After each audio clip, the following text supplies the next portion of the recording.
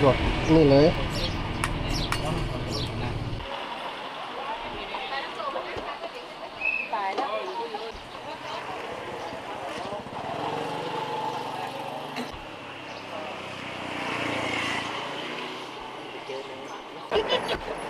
ตอนร้านซื้อ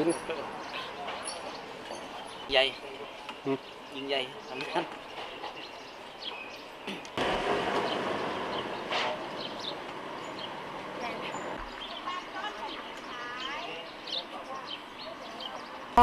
อันนี้มันเป็นที่มาของข้าวต้ม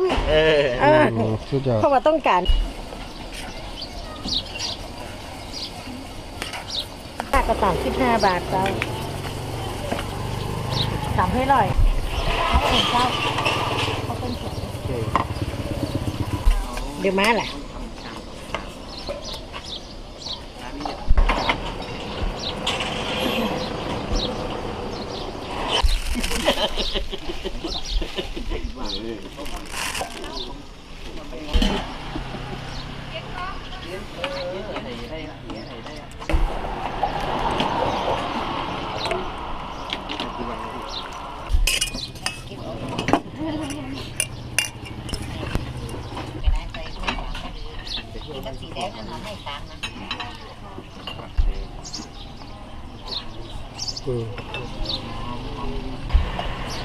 ไม่กล้าลืมกระชีนเนี่ยเขาเนี่ยอ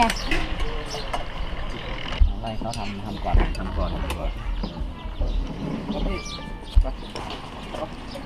ไป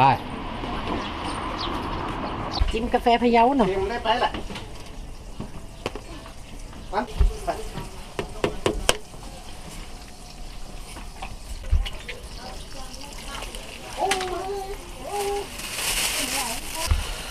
ให้ด้วยก้อนบะหันเลย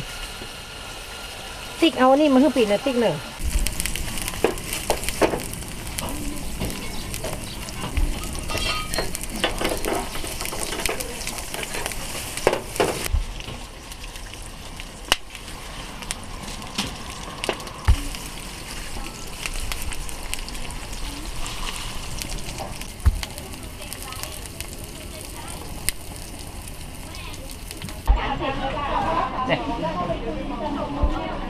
ยิ้มละละ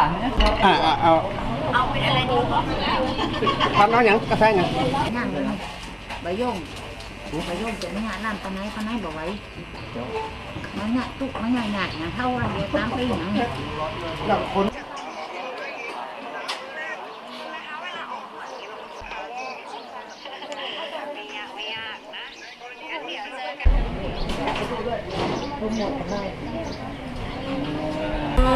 ตอนพะเยาเนี่ยครั้งที่3สุดยอดครับสุดยอดมาจากภูเก็ตออกทีวีคนภูเก็ตเห็นแล้วครับปุ่นตัวเพจตัวปุ่นปุ่นนี้ได้แบบเขียนเขาล่ะใครทำข้าวใหม่ต้องใส่การหมุน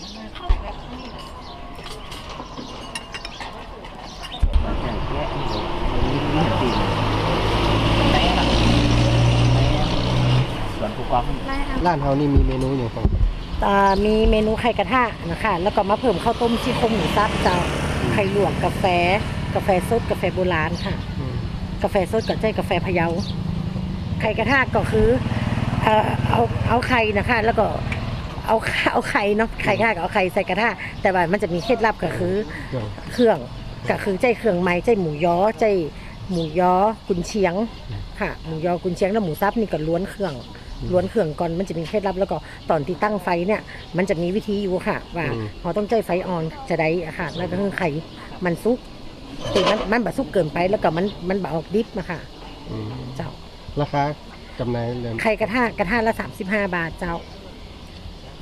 แล้วก็ข้าวต้มนะครับข้าวต้มซี่โครงหมูกระซี่โครงหมูแล้วก็เร่งตัวนะคะแล้วก็ใส่หมูซับไปอันนี้ก็ขาย35 บาทเหมือนกันนะคะต้มถ้วยต่อถ้วยเจ้ามันได้ความสดความใหม่นะคะแล้วก็ที่สำคัญคือมาได้ใจผงชูรสค่ะน้ำซุปแม้กระทั่งน้ำซุปหรือว่าข้าวต้มเดียวมาเนี่ยแบบนี้ผงชูรสเลยค่ะ